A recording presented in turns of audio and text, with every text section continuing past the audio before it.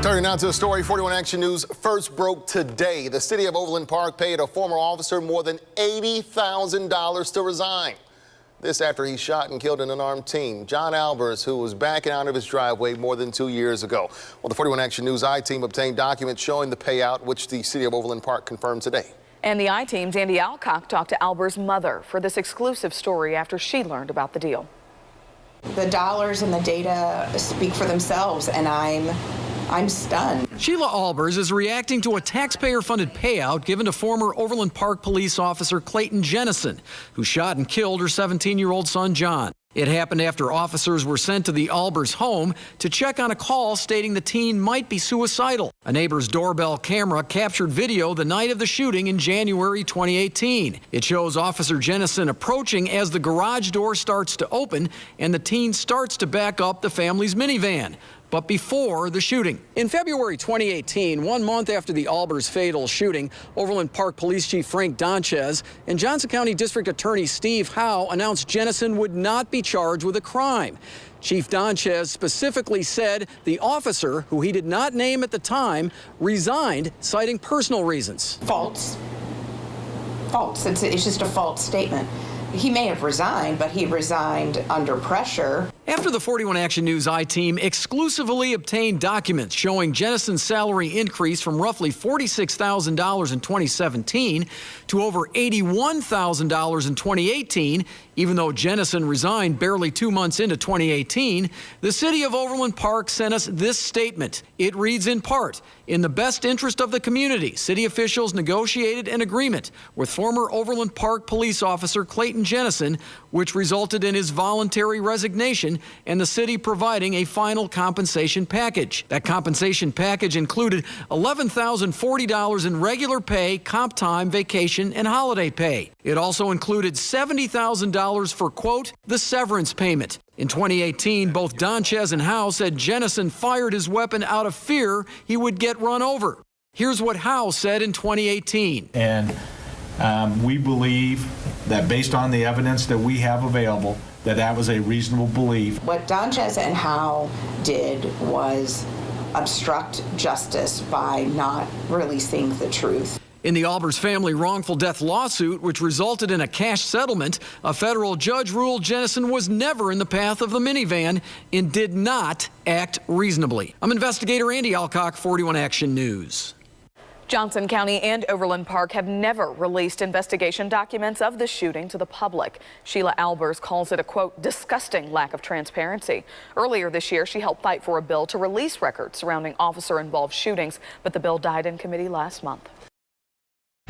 We just learned the FBI, along with the U.S. Attorney's Office for the District of Kansas, opened a civil rights investigation into the deadly shooting of an Overland Park teen. 17-year-old John Albers shot and killed by police in January 2018. Former officer Clayton Jennison shot Albers 3 times as the teen backed out of his garage in the family's minivan. The district attorney ruled the officer was justified. Now the FBI is looking into this case. An FBI spokesperson confirming to 41 Action News the FBI will collect all available facts and evidence and will ensure that the investigation is conducted in a fair, thorough, and impartial manner.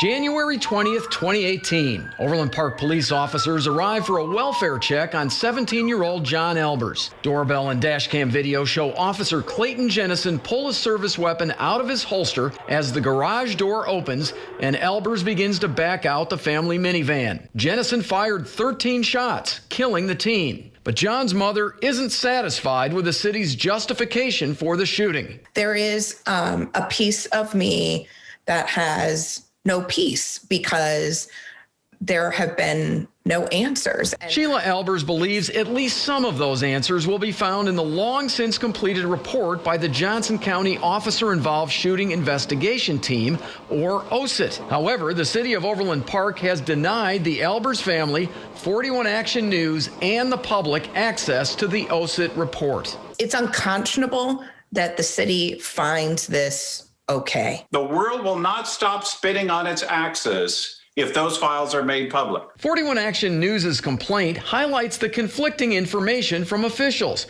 For example, attorney Bernie Rhodes points to a written statement Mayor Carl Gerlach made a few days after the deadly shooting. Gerlach wrote, "At this time, the Johnson County officer-involved shooting investigation team is conducting a criminal investigation." The mayor added, "These findings will be made public at the appropriate time." What do you think about the mayor's statement? False promises. He has not kept his word. Instead of releasing the report publicly, our lawsuit complaint highlights the conflicting stories by officials. As the complaint notes, Overland Park Police Chief Frank Donchez and Johnson County District Attorney Steve Howe announced a few weeks after the shooting Jennison would not be charged with a crime. At that announcement, Rhodes points to Howe's release of what he called a fact sheet. In that sheet, Howe claimed as the boy backed the minivan out of the garage, Jennison was standing directly behind it. Howe claimed for that reason, Jennison feared he would be run over and opened fire in self-defense. Based on the evidence that we have available, that was a reasonable belief. He disseminated a false narrative is what he did. Evidence in the case shows all 13 bullets Jennison shot went through passenger side windows. The back windshield Howe claimed Jennison was standing right behind had no damage. As we say in the lawsuit, bullets don't bend. In the now settled Albers wrongful death lawsuit, federal Judge Daniel Crabtree found facts that contradict Howe.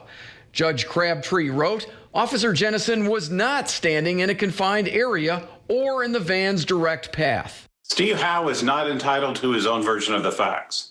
The facts are the facts. Additionally, our lawsuit notes Chief Donchez publicly claimed Jennison left the Overland Park Police Department for personal reasons. However, this past June, the I-Team was first to report Overland Park paid Jennison $70,000 to resign. Steve Howe and Frank Donchez have told so many stories that they make the little boy who cried wolf look like a saint. Following the I-Team's report on Jennison's $70,000 buyout, our lawsuit states Mayor Gerlach held a news conference in August to answer questions on the Albers case and Jennison's buyout. At that news conference, Gerlach said Overland Park City Manager Bill Ebel made the decision to buy out Jennison, even though Johnson County officials like Chief Donchez and Howe had repeatedly said Jennison did nothing wrong when he fatally shot John Albers. You mentioned that Bill Ebel was the one who made this decision. Why isn't he here answering the questions about it? Because he's the one who made it. You know, this is a press conference that I decided to hold. Bill's not here. Bill Ebel, the city manager of Overland Park, is like the great Oz, behind the curtain, manipulating everything that goes on, but refuses to come out and publicly defend his actions. While Rhodes said it took him months to put together our lawsuit, he points out in the suit it took the OSIT team only 6 days to finish its report on the Albers shooting. I'm not claiming the OSIT file wasn't complete because I don't know, but I know it's more complete than what I have. I won't have peace completely around losing my son until I can see the records surrounding the night of January 20th. In response to our lawsuit, Overland Park spokesman Sean Riley wrote, quote, "We will respond to any allegations through the court. You can read our entire lawsuit complaint online at kshb.com. At Overland Park City Hall, I'm investigator Andy Alcock, 41 Action News. A new complaint filed today claims Overland Park's police chief knowingly filed a false report. The mom of a 17-year-old boy who was shot and killed by a police officer filed that complaint against police chief Frank Donchez. The I-Team's Andy Alcock has details and reaction.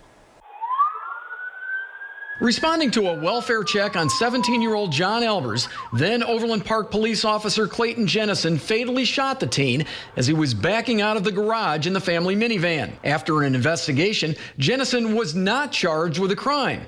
But as the I-Team first reported last June, the city paid him $70,000 to resign. Last week, following a Kansas City Star lawsuit, the city released a copy of that separation agreement. The severance agreement the city released on Friday directly contradicts what they have been telling the public. Specifically, John's mother, Sheila Albers, notes in that agreement Overland Park Police Chief Frank Donchez told the Kansas Commission on Peace Officer Standards and Training, or CPOST, Jennison left the department as a voluntary resignation under ordinary circumstances and for personal reasons. However, the city has publicly stated the city approached Jennison through his attorney to initiate a discussion.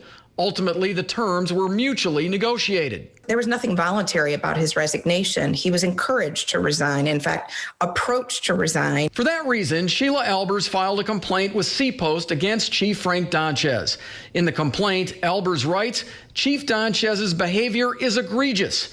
She also writes it violates the Kansas Law Enforcement Training Act, which states the commission may suspend, condition, or revoke the certification of a police officer who has knowingly submitted false or misleading documents. Kansas CPOST owes it to Overland Park and to the city of and to the citizens here in Kansas to investigate this. A statement from an Overland Park spokesperson said the city is aware of a complaint and we will cooperate fully with any investigation into the matter. Last August, Overland Park Mayor Carl Gerlach said there was a specific reason for the Jennison separation agreement. I think everybody agreed we didn't want him as a police officer anymore. The I-Team asked Mayor Gerlach in August if the agreement allowed Jennison to keep his peace officer's license.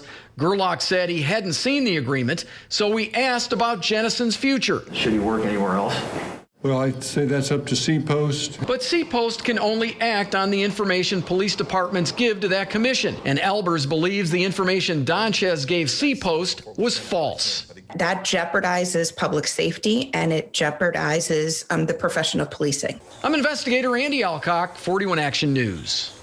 Frank Lamonti is an attorney and the director of the Breckner Center for Freedom of Information at the University of Florida. He says the city's CPOST report about Jennison's departure from the police department is inaccurate. He said, quote, if you leave a government job for personal reasons, you don't get a $70,000 farewell gift on your way out the door, end quote. We reached out to CPOST to see if that agency has received the Albers complaint and if there will be an investigation moving forward. So far, we have not received a response. 41 Action News also filed a lawsuit against the city of Overland Park seeking information from the officer-involved shooting investigation team, or the OSIT report. It detailed what unfolded the night of the shooting and has not been released to the public. The city asked for the lawsuit to be dismissed, but the judge denied that motion.